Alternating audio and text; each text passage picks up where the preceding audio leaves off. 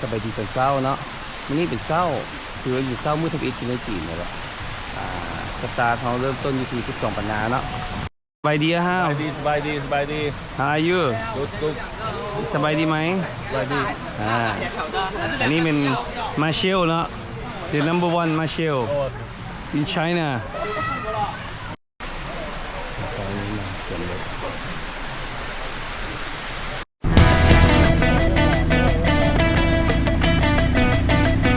เริ่มเดินทางกันเลยเนาะแต่ก่อนอื่นมดเราต้องแวะใส่น้ำมันก่อนเราจะเริ่มใส่น้ำมันอยู่ปั๊มที่ใกล้ที่สุดหรือจะใส่น้ำมันเต็มถังเนาะ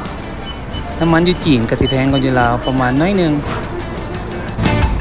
เห็นได้สุดยอดมื้อที่2อยู่เชียงฮง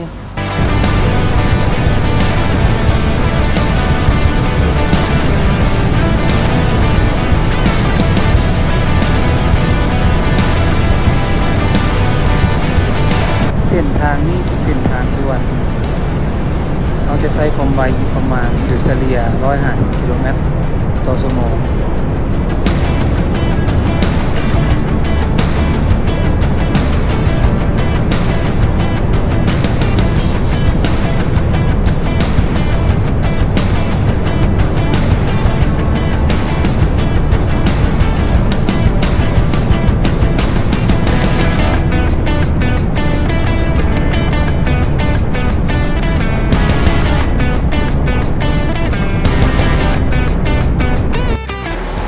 อยู่ทั้งด่วนก็จะมีด่านหลายประเภท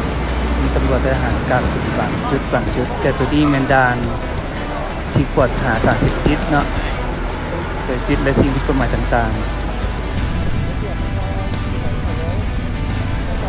จากนี้มันจอดพักผ่อนแล้วออกเดินทางต่อโดยจะมีมือกล้องเอาเตรียมถ่ายวิดีโอเนาะแล้วก็ถ่ายรูปนำทางนำ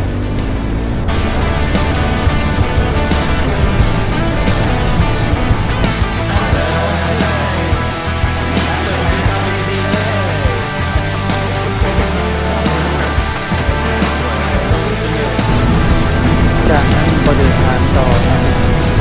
จะสังเกตว่าอุโมงค์ที่จะมีหลายแห่งเนาะหลายจุดแห่งกลางอุโมงค์ก็เยอะถึงประมาณ2-3 กิโลไปเลยเนาะในที่สุดเราก็มาถึงตัวเมืองดาลีเนาะในตัวเมืองนี่ก็สิมีรถติดแน่แต่ว่าเราก็บ่ได้ถ่ายตอนรถติดแล้วเราก็ขี่ไปฮอดโรงแรมเลย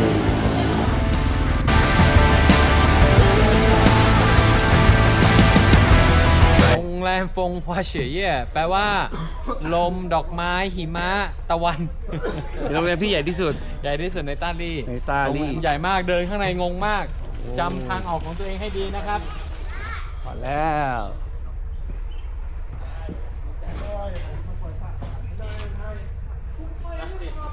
อันนี้เป็นมื้อที่2ของการเดินทางโอ้ขอบคุณครับนี่ได้กระแจแล้วมื้อที่2ของการเดินทางในจีนก็คือมื้อที่1ยังเป็นทางการนั่นแหละเพราะมื้อที่1เขามาฮอดที่ซื้อเนาะเมื่อวานนี้แต่มื้อนี้มันขี่รถเปิดมือเลย600กิโลมื้อนี้นะจาก12ปันนามาหาตาลีตัวนี้นะหากมาฮอด